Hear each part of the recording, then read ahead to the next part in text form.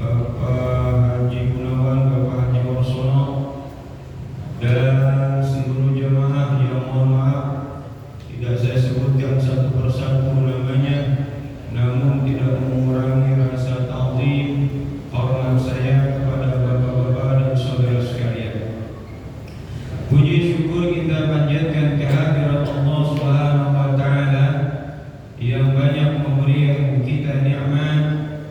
iman wal islam wal sehat wal afiyah, nikmat taufik wal hidayah, nikmat panjang umur.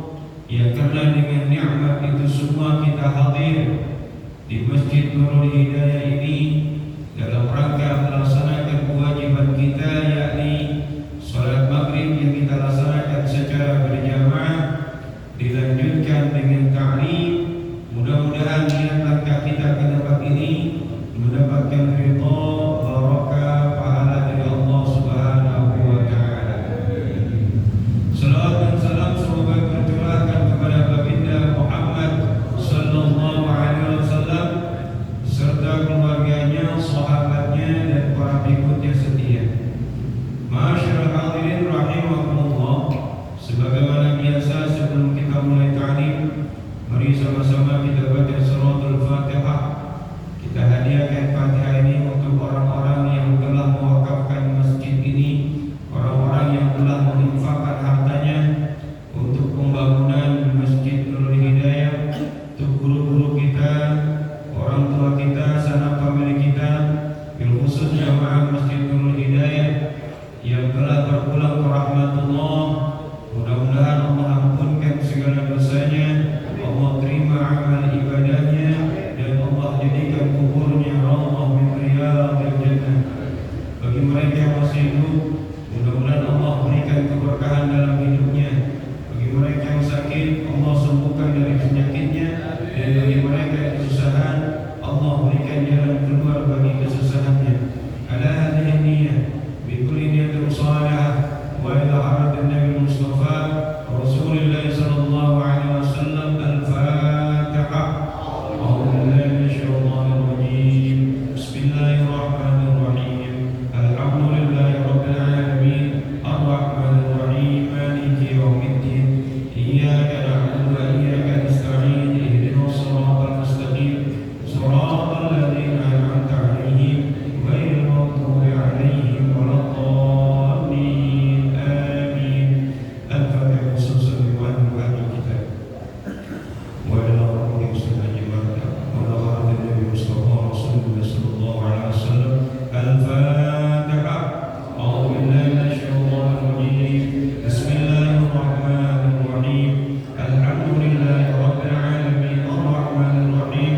Maliki yaumiddin.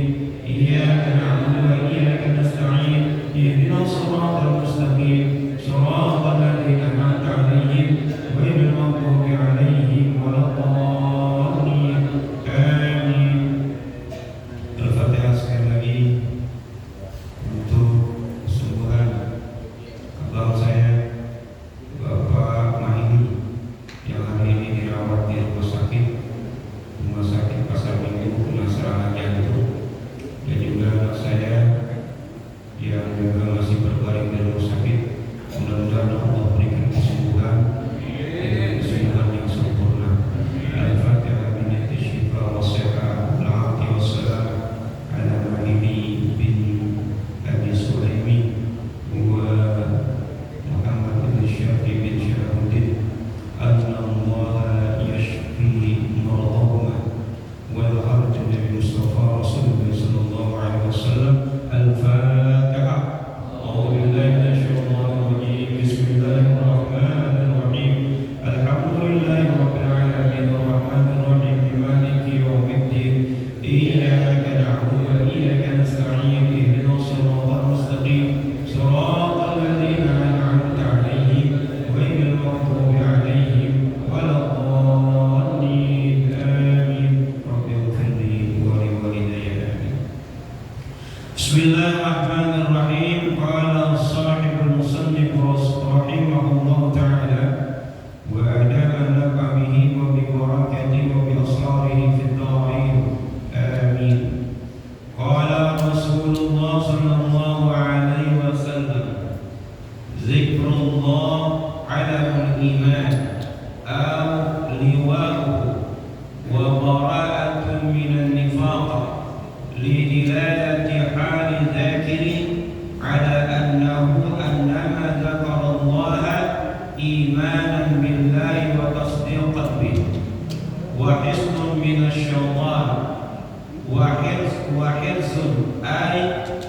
احتراس من النيران. وقيل إذا تمكن الذكر من القلب فإذا دان منه الشيطان صرع كما يصرع الإنسان إذا دنا منه الشيطان فيقولون ما لهذا فيقال قد مسه الإنس. كذا أفاد سيد الشيخ عبد القادر. Hadirin yang dimuliakan Allah Subhanahu wa taala, kita masih membahas tentang fadilah zikir kepada Allah Subhanahu wa taala. Dalam hadis Nabi Muhammad sallallahu alaihi wasallam disebutkan, qala Rasulullah sallallahu alaihi wasallam, Rasulullah sallallahu alaihi wasallam bersabda, zikrullahi ala iman wa bara'atun minan nifaq wa husnun minasyaitan wa hirzun minan ni'am. Zikir kepada Allah itu bendera iman, pembebas dari sifat-sifat kemunafikan, benteng dari syaitan, dan penjaga dari api neraka. Dalam hadis ini disebutkan ada empat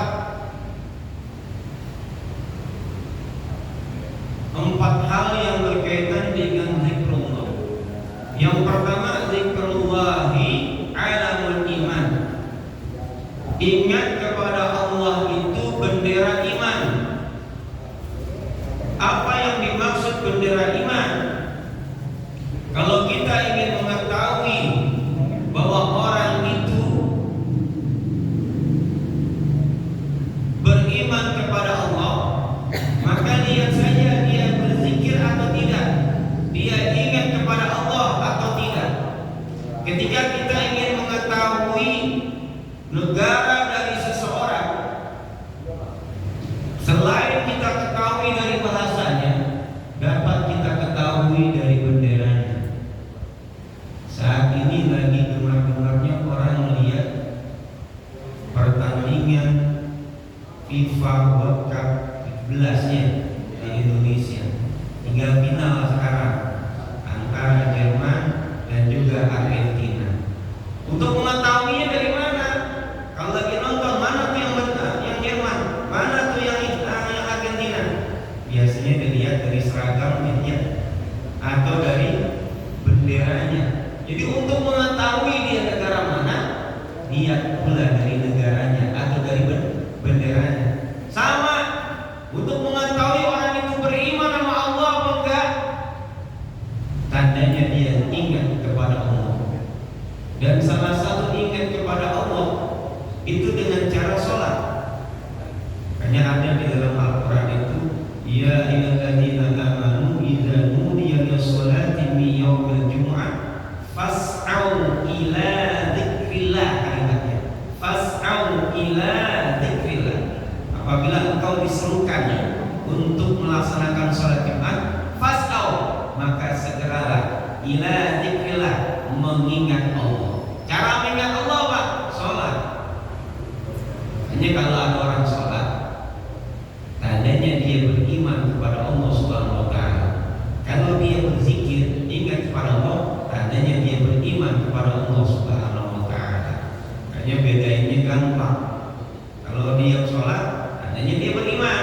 Kalau dia berzikir, mengucap subhanallah, alhamdulillah, la ilaha illallah, akbar, astagfirullah, subhanallah, Allahumma shalli Muhammad, zikir-zikir apapun, tandanya dia beriman kepada Allah Subhanahu wa taala.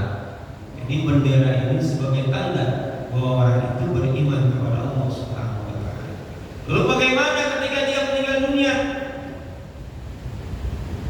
Dia tidak mengucapkan kalimat la ilaha illallah. Apakah dia tidak beriman kepada Allah? Belum tentu. Karena kita nggak tahu, tidak semua orang yang beriman itu mampu mengucapkan kalimat la ilaha illallah ketika dia meninggalkan dunia ini. Ada orang yang memang Allah anugerahkan mudah mengucapkan kalimat itu, tapi ada orang yang susah. Kenapa? Suaranya sudah tidak bisa, tapi hatinya mengucapkan. Yang tahu siapa?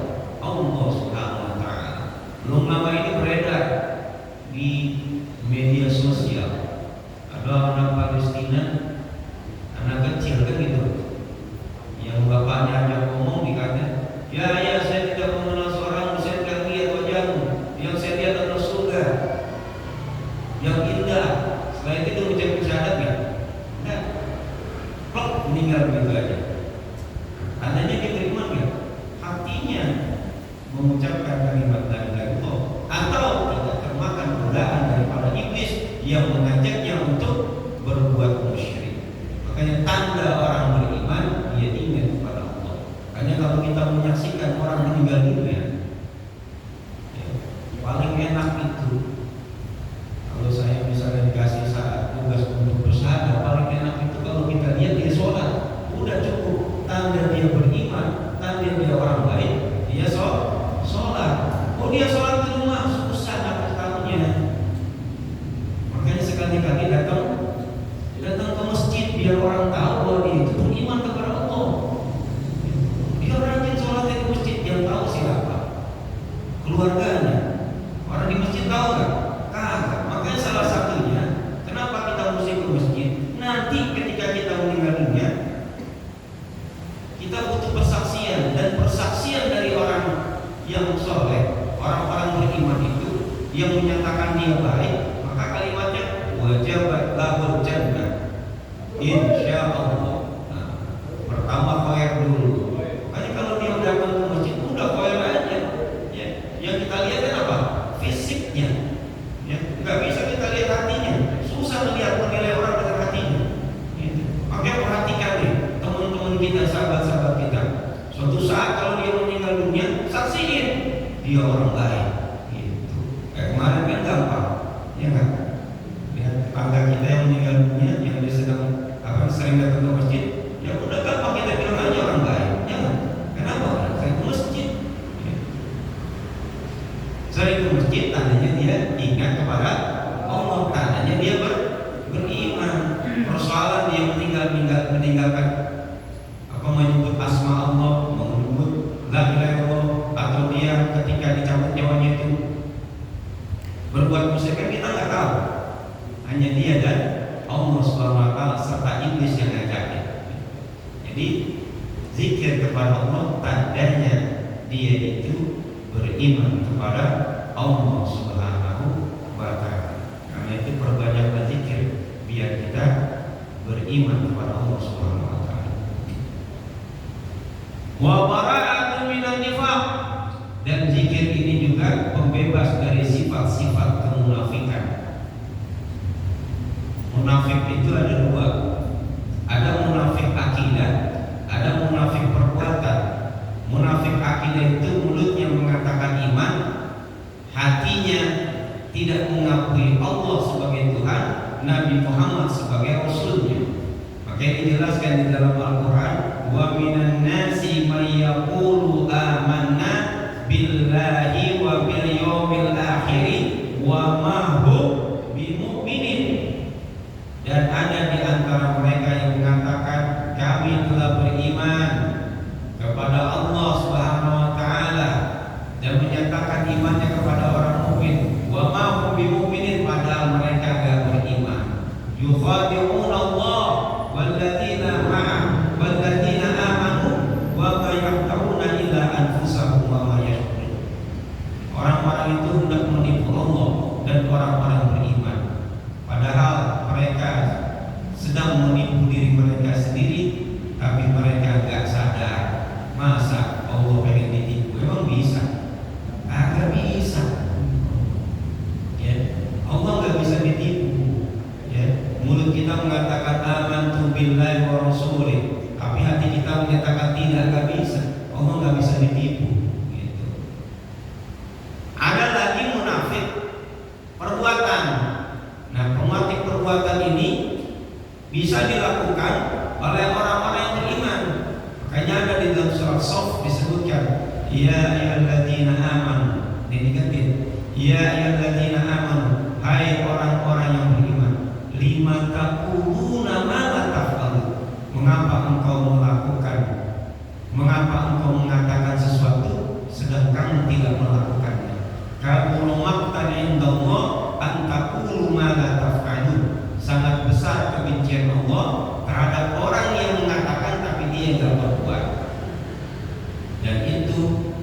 bisa terjadi sama orang Islam, orang mukmin. Di dalam hadis Nabi Muhammad SAW yang paling terkenal itu disebutkan ayatul munafiqi salasun. Tanda-tanda orang munafik itu ada 3, dan ini munafik perbuatan, bukan munafik akidah. Yang pertama, idza haddatsa kadzaba. Kalau dia ngomong dia berdusta. Ini musim-musim banyak orang ngomong. Musim-musim banyak orang ngomong. Entah kalau saya sedang udah jadi, itu yang namanya kebagusan jalannya saya rapiin. Ya. Terus orang-orang yang banyak punya hutang tak saya lunasin, misalnya enggak. Gitu. Terus orang-orang yang misalnya yang rumahnya belum punya sertifikat tanah tak saya buatin. Mulai dah tuh. Ini zaman-zaman orang banyak janji sampai tahun 2024. Semuanya dah, ya. Dan kita lihat nanti kalau dia udah jadi, janjinya itu ditepatin apa kagak. Nah, kita juga sama nih, ya. Bukan hanya orang-orang yang mau jadi DPR, ya. Kita juga dalam perbuatan kita sehari-hari sering kita ngomong, ya, sering kita mengatakan sesuatu, tapi kita sebenarnya tidak melakukan sesuatu. Ini banyak kita lakukan, ya. Ya udah, nanti pokoknya saya begini, ternyata dia begini, ya. Pokoknya saya ini hanya melaksanakan A saja, ternyata melaksanakan B. Bohong nggak? Nah, ini namanya munafik perbuatan, dan itu bisa dilakukan oleh siapa aja, orang mukmin kan, orang non mukmin kan, termasuk orang yang punya gelar ustaz kan, gelar kiai kan, gelar habib bisa melakukan itu. Ya, saya pinjam duit 300.000, pinjam duit kan 300.000, ntar seminggu pulang, ditungguin seminggu agak pulang ya. Ngomong nggak tadi dia? Ngomong. Nah, pengennya apa? Pulangin. Kalau nggak pulangin namanya dusta. Kalau disebut munafik boleh nggak? Boleh nggak? Ya boleh, orang munafik. Munafik perbuatan. Gitu. Makanya kita pernah sering melakukan itu. Ya, bukan hanya dalam sehari-hari. Namanya bini juga begitu terkadang kita. Bang, anak kan bayaran bang. 2 bulan nih bang belum bayaran, nggak punya duit, padahal duitnya ada, gitu. Tapi tidak dipakai buat bayaran anak sekolah atau buat makan. Kenapa? Ada keperluan. Besok ada perlombaan mancing, bayaran lumayan, hadiahnya lumayan, pakai dapat mancing. Gitu. Begitu dapat ikannya kecil, pulang bawa ikan, bukan bawa hadiah. Itu banyak tuh yang begitu tuh, ya.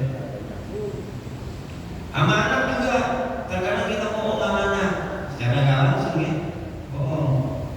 Bang, beliin HP apa? Duitnya nggak ada. Besoknya tuh gak pasti ganti HP, kata anak itu ada duitnya. Kalau buat beli HP buat gue mah ada, tapi buat gue nggak ada. Nah, mulai. Makanya hati-hati tuh, yang ngajarin bohong anak itu sebenarnya kita juga, ya. Begitu ada tamu, assalamualaikum, waalaikumsalam.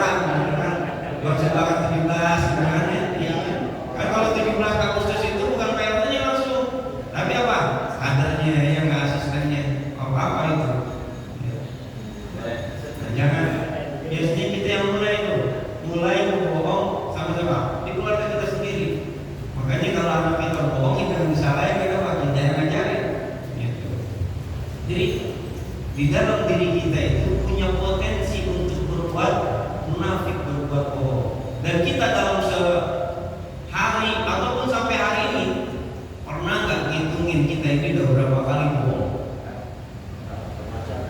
Wah, kayak kita hitungin kita mah cuek aja gitu kan. Apalagi guru-guru kayak saya nih, ya. Kayak saya nih, saya terus terang aja. Begitu pembagian rapot, ngisi rapot, ya. Tuh anak-anak kira-kira yang nilainya 2 berubah nggak jadi 7? Berubah. Ulangan 3. Begitu dirapot jadi berapa? 8. Laporan ke orang tua. Alhamdulillah Bu, Bapak, ini rapot anak Bapak bagus, akhlaknya bagus gitu. Padahal aslinya ulangannya 3.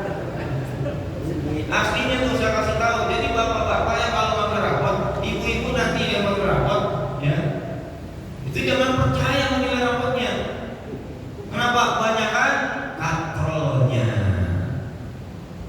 Karena kalau kamu itu tuh anak akan naik kelas. Kalau anak nggak naik kelas, dia bakal pindah. Malu ya kan? Kalau pindah pundi-pundi untuk SK sekolah itu hilang. Coba kalau anak 10 nggak naik, kemudian pindah semua, merugi sekolah, ya nggak? Iya, itu nggak 10 juta, 20 juta tuh rugi. Makanya Bapak Ibu guru mau tidak mau harus menyesuaikan nilai itu yang tadinya 3 jadi 7 atau 8. Nah karena itulah ketika bagi rapot saya bersarankan sama Bapak Ibu guru, kasih tahu yang sebenarnya, ini nilai sebenarnya. Kayak dari 2, ini nilai sebenarnya, ini nilai katrolan. Ya. Dulu pernah ada kejadian begitu, ini anak memang nggak bisa apa-apaan. Begitu ujian pakai nilainya nilainya cukup cakep. Kita udah saranin, Ma, ya, Ibu, anaknya jangan dimasukkan sekolah ini. Sekolah ini banyak orang pintar-pintarnya, tak bisa ngikutin pelajarannya. Oh enggak, anak saya nyanyi bagus, dipercaya menilai. Padahal kesehariannya kalau disuruh 2 kali 9 aja nggak tahu. Kok nilainya bisa tinggi? Nah itu bilang kekurangan guru dan juga kekurangan daripada kontrolnya. Ngasih contekan.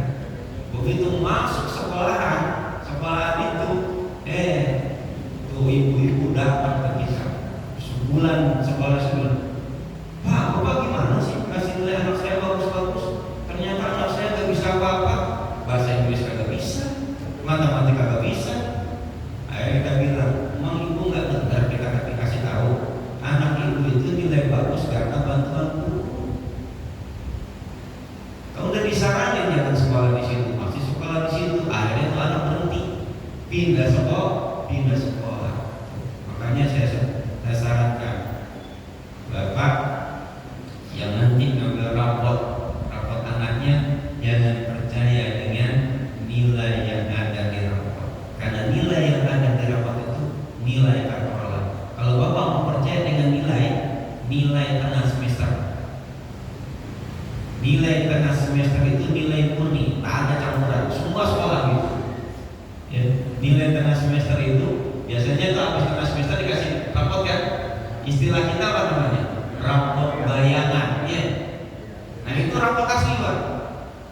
Tak ada satu nilai pun yang ditambahin, dikurangin. Nilai 2, nilai 0 di situ. Ya. Nanti ketika nanti nilai asli bandingkan dengan nilai itu. Ya, bandingkan. Nah, itu guru-guru mau tidak mau harus mengkontrol nilai. Itu dianggap bohong apa enggak? Hanya harus diberitahu bahwa anak ini kemampuannya segini. Jadi yang namanya berkata tidak sesuai dengan perbuatan itu banyak kita lakukan. Dan kita sampai hari ini sudah bertahun-tahun melakukan itu, tenang-tenang saja. Yang kalau kita itu mungkin lebih dari 100 ya. Ada nggak lebih dari 100 ya? Lebih, masuk saya gitu. Tapi kita tenang-tenang saja.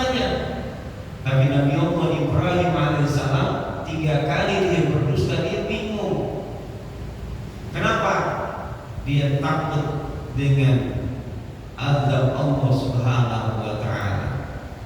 Pertama, Nabi Ibrahim pernah diajak oleh bapaknya, "Ya Ibrahim, ikut bapak." Apa jawabannya? "Ini sakit, saya lagi sakit." Padahal nggak sakit, tapi dia bilang sakit sama bapaknya yang mau diajak untuk beribadah kepada patung-patung nggak mau. Yang kedua, ketika Ibrahim ditanya, "Ya Ibrahim alaihissalam, ya Ibrahim, apakah engkau yang hancurkan patung-patung itu?" Bukan saya. Tanya aja tuh sama yang patung itu deh. Bukankah ada kapak di lehernya? Mungkin dia yang menghancurkan. Padahal yang menghancurkan Nabi Ibrahim. Dua. Yang ketiga, ketika dia melintasi suatu daerah, di mana di daerah itu ada seorang raja yang gemar mengambil istri orang.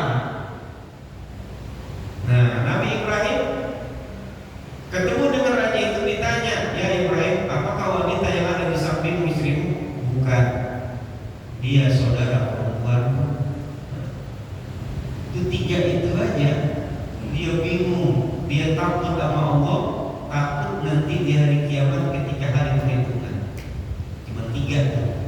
Ya, yang padahal tiganya itu dihukum untuk kebenaran. Tapi kita yang ratusan kali, mungkin lebih 1000 kali, tenang-tenang saja gitu. Padahal itu nanti dihisab kita tuh. Ya. Tapi kita yakin, walaupun kita banyak berbuat salah, berbuat dosa, ampunan Allah itu sangat luas. Makanya Allahumma maghfiratuka awsa'u min dzunubina. Ya Allah, sesungguhnya ampunanmu itu lebih luas daripada dosa, dan aku mengharapkan rahmatmu daripada amal-amal. Yang kedua, sifat dari atau ciri dari orang munafik itu, wa idza wa'ada akhlafa. Kalau dia berjanji, dia ingkari. Ini bahaya, ini banyak orang yang berjanji ini itu tapi dia ingkari. Dan terkadang kalau dia janji, kalau kita nggak catat janji dia itu, dia porak-porak itu. Orang-orang, makanya kalau orang janji catat. Biar apa? Dia tahu nih perjanjian. Yang ketiga, wa idza tumina khana. Kalau dikasih kepercayaan dia berkhianat. Ya. Nih, saya kasih jabatan kamu untuk memberikan bantuan sosial kepada apa masyarakat yang nggak mampu. Ternyata korupsi. Nah, itu wa idza tumina khana, dikasih amanat ya dilaksanakan.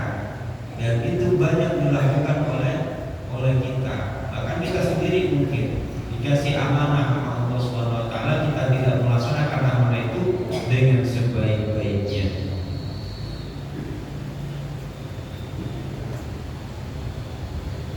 Wa hisnun minasyaitan, dan zikir kepada Allah itu benteng daripada syaitan. Apa yang maksud benteng daripada syaitan? Ternyata syaitan itu takut sama orang yang berzikir. Entah zikirnya itu keras atau dia sembunyi-sembunyi atau ringan, samar-samar. Jadi kalau orang membaca misalnya perhatikan bagian dari zikir ya, yang diambil dari hadis Nabi Muhammad SAW dan juga Al-Quran. Muratibul Atas, Muratibul Hadad, atau yang lain, ratib-ratib yang lain, manakib yang lain, manakib sama, manakib juga siapa namanya, Imam Syekh Nawawi, manakib Syekh Qadir Jalani, atau kita punya guru sendiri yang menyuruh kita untuk berzikir dengan mengucapkan misalnya subhanallah, alhamdulillah, wallahu akbar. Ternyata syaitan takut dengan orang-orang yang berzikir. Apa yang dikatakan? Al-Wakilah ada yang mengatakan, idza tamakkana dzikru minal qalb, apabila zikir itu berpengaruh dalam hati, fa idza dana nasyaitan surah, jika setan mendekati orang yang berzikir itu surah, dia jatuh, terpanting, kabur, takut dengan orang yang berzikir.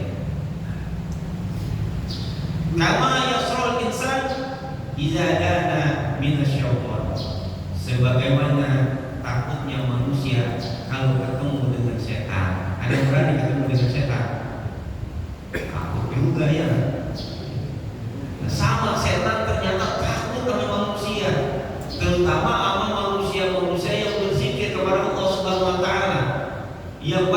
ingat Allah, yang banyak pegang tasbih, bukan pegang tasbih doang, tapi dia baca. Dan kalimat yang paling dia takuti adalah ayat kursi. Itu setan sendiri yang bilang, kayak kalau mau tidur baca ayat kursi, aman kita sampai subuh, sampai kita bangun. Setan sendiri yang bilang tuh. Ya. Nah, karena itu banyak-banyaklah berzikir. Dengan zikir apapun yang kita bisa. Gak usah banyak-banyak, yang penting rutin. Subhanallah 100 kali, Alhamdulillah 100 kali, La ilaha illallah 100 kali, Allahu akbar 100 kali, La haula wala quwata illa billahil azim 100 kali, Allahumma shalli ala Muhammad 100 kali, Astaghfirullahaladzim 100 kali. Banyak banget kalimat-kalimat zikir itu mempunyai faedah-faedahnya sendiri. Makanya bacanya jangan banyak-banyak tapi beragam. Karena ada orang yang paling khusus baca selawat saja, ada yang baca selawat saja, zikir yang lain tidak. Tiap hari baca selawat 40.000 kali, kadang 1.000 kali, 10.000 kali, 100.000 kali, gitu. Macam-macam. Setiap zikir punya faedah-faedahnya sendiri. Karena itu alangkah baiknya kita berzikir itu sedikit tapi beragam. Termasuk misalnya astagfirullah 50 kali banyak, nggak usah banyak-banyak. Ya, sempatkan waktu. Misalnya ba'da subuh, kalau ba'da subuh nggak bisa ba'da subuh, karena ba'da subuh itu banyak taklim ya, banyak taklim nggak sempat zikir. Bagaimana kalau zikir lagi taklim? Boleh nggak? Dalam satu riwayat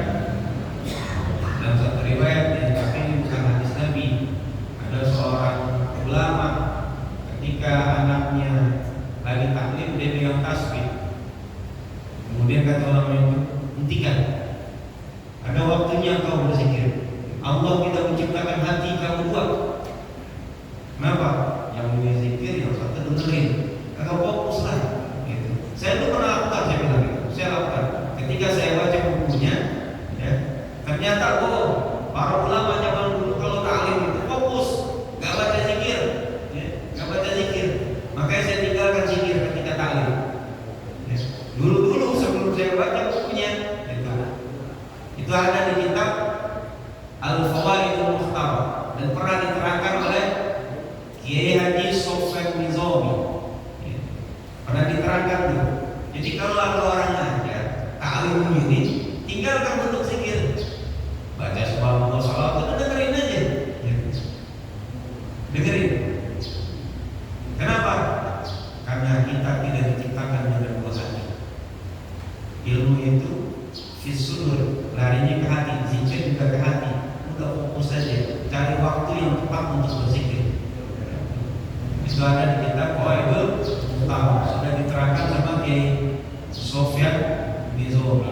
Kalau tidak salah itu pada waktu di Darussalam,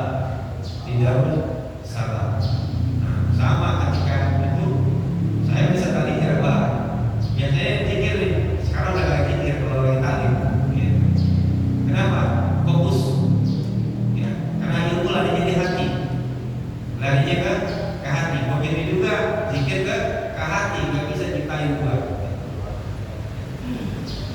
Nah, makanya kalau kita pengen nggak diganggu sama syaitan, banyak-banyaklah berzikir. Apa utama zikir yang lainnya? Wahizun au istirasun, jaga dilindungi minan niran, dari api neraka. Nanti ada zikir yang kalau ditimbang oleh seluruh isi dunia itu kalah cuma kali isi seluruh dunia. Apa zikirnya? Afdhalul zikri falam annahu la ilaha illallah. Satu kalimat itu yang kita baca, jika ditimbang dengan seluruh dunia, kalah seluruhnya, beratan kalimat la ilaha illallah. Makanya jangan pernah ninggalin tuh la ilaha illallah, zikir itu dalam sehari.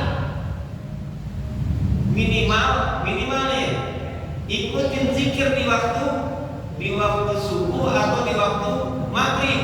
Kalau di sini dibaca la ilaha illallah ke malam Sabtu sama malam Minggu. Ya, malam Sabtu malam Minggu baca la ilaha illallah dibaca. Selain malam Minggu nggak dibaca. Kenapa nggak dibaca? Ada ta'wil gitu. Kalau subuh ya setiap hari Senin, Selasa, Rabu, Kamis, Sabtu ya, Sabtu juga ya. 4 hari itu dibaca kalimat la ilaha illallah. Berapa dibaca? 30 sampai 33 yang dibaca.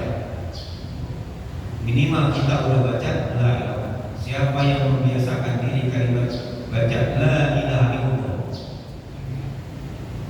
maka salah satu fadilahnya kelak dia akan dimudahkan ketika akhir hayatnya membaca la ilaha illallah. Dan kalimat itulah yang paling kita rindukan, yang paling kita harapkan keluar dari mulut kita ketika kita menghembuskan napas kita yang terakhir. Dan itu sangat susah. Tapi mudah-mudahan orang yang rajin mengucapkannya, yang rajin taklim, rajin sholat berjamaah, tidak punya persoalan dengan sesama makhluk, ya Allah mudahkan untuk menutup akhir hayat kita dengan kalimat la ilaha illallah Muhammadur Rasulullah. Mudah-mudahan apa yang saya sampaikan ini bermanfaat, khususnya untuk diri saya sendiri dan jamaah pada umumnya. Al-Fatihah.